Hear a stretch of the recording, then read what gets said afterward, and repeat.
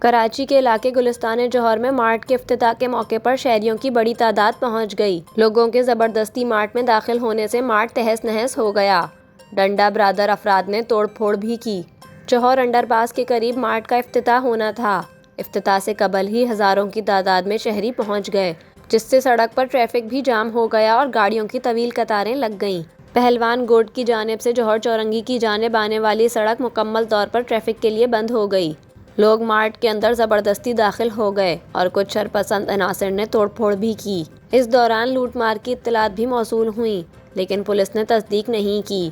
واقعے کی اطلاع ملتے ہی پولیس کی بھاری نفری موقع پر پہنچ گئی اور ہنگامہ آرائی پر قابو پا لیا، جبکہ مارٹ سے بھی لوگوں کو باہر نکال دیا۔